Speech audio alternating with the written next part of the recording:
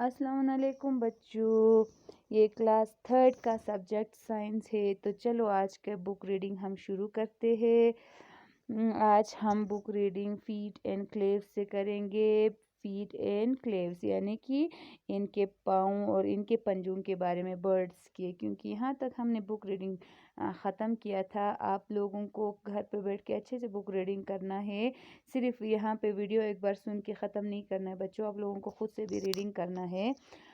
Birds have 2 feats with क्लेव्स और 4 टोes each. यानी कि बर्ड्स के पास 2 फीट होते हैं, 2 फीट सबको पता है, और उन पे 4 4 टोस होते हैं।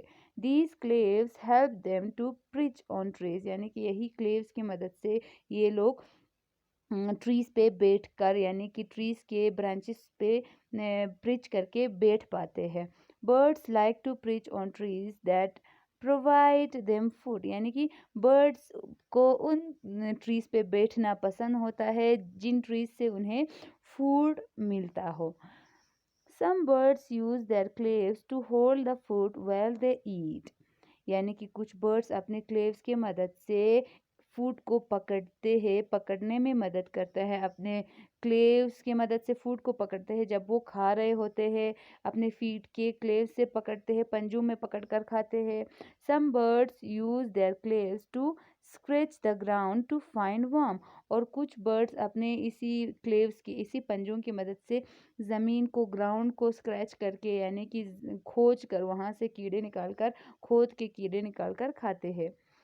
Some birds such as eagle and vulture have sharp and curved claws called talons। यानी कि वल्चर और ईगल जैसे बर्ड्स के क्लेव्स बहुत शार्प और बहुत तेज और थोड़ा कर्व्ड भी होते हैं।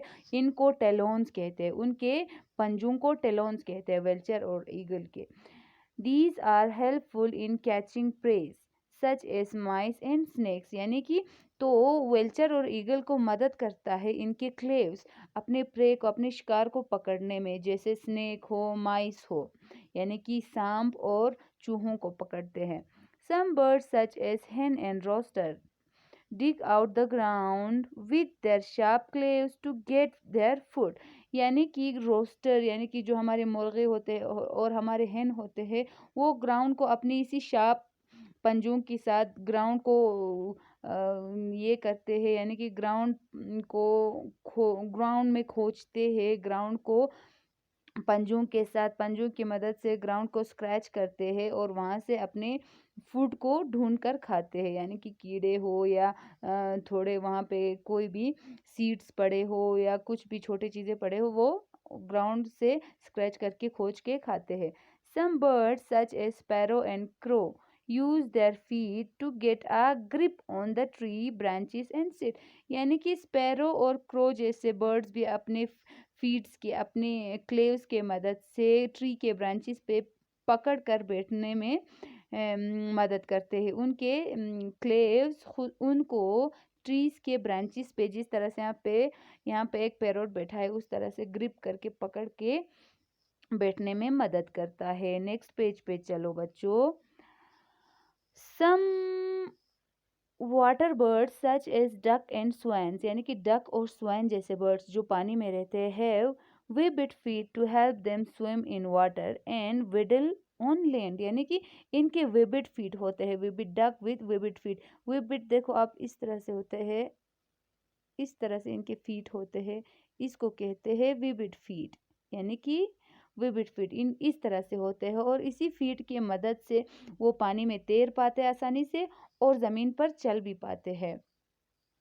The front toes are covered with skin. यानी कि इनके फ्रंट टोज जो होते हैं, इस तरह से इनको स्किन के साथ कवर्ड होता है, बिल्कुल स्किन से कवर्ड किया होता है।